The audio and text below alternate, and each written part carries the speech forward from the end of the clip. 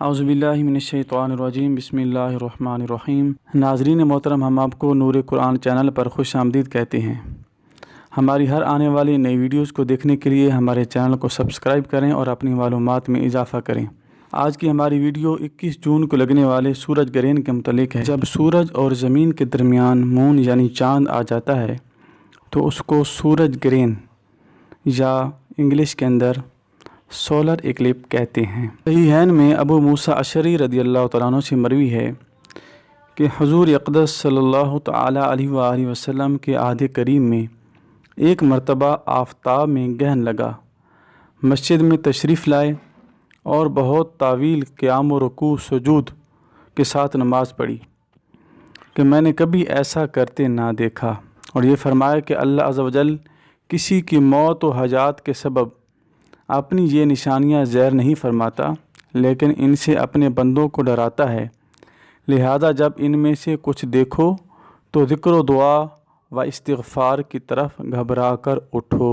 سنن اربعہ میں ہے کہ حضور صلی اللہ تعالیٰ علیہ وآلہ وسلم نے گرہن کی نماز پڑھائی اور ہم حضور کی آواز نہیں سنتے تھے، یعنی قرات آہستہ کی۔ نبی کریم صلی اللہ تعالیٰ علیہ وآلہ وسلم نے ارشاد فرمایا، سورج اور چاند اللہ کی نشانیوں میں سے ہیں، جب تم یہ دیکھو تو اللہ کا ذکر کرو اور اس کی بڑائی بیان کرو، نماز پڑھو اور صدقہ کرو۔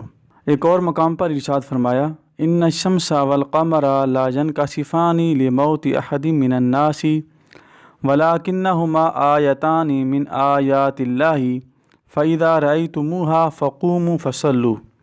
فرمایا سورج اور چاند کسی کے مرنے کی وجہ سے گرہن نہیں ہوتے، یہ تو قدرت الہی کی دو نشانیاں ہیں، جب انہیں گرہن ہوتے دیکھو تو نماز کے لیے کھڑے ہو جاؤ۔ سورج گرہن کی نماز سنت مؤکدہ ہے اور چاند گرہن کی مستحب۔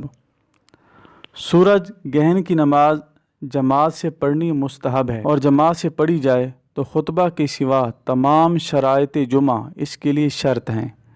وہی شخص اس کی جماعت قائم کر سکتا ہے جو جمعہ کی کر سکتا ہے، وہ نہ ہو تو گھر میں یا مسجد میں تنہا پڑھیں۔ پاکستان میں تقریباً 9:45 بجے گرہن لگنا شروع ہو جائے گا۔ سورج گرہن کے وقت پائی جانے والی بدشگونیاں۔ لوگوں میں بہت ساری باتیں مشہور ہیں، جن میں ایک یہ ہے کہ جب سورج گرہن لگا ہو تو حاملہ عورت کوئی بھی کاٹنے والا کام نہ کرے، بالخصوص چھری سے یا کینچی سے کاٹنے والا کام نہ کرے، وگرنہ اس کی اولاد کو نقصان پہنچے گا۔ یہ محض بدشگونی ہے، اس کی کوئی حقیقت نہیں ہے۔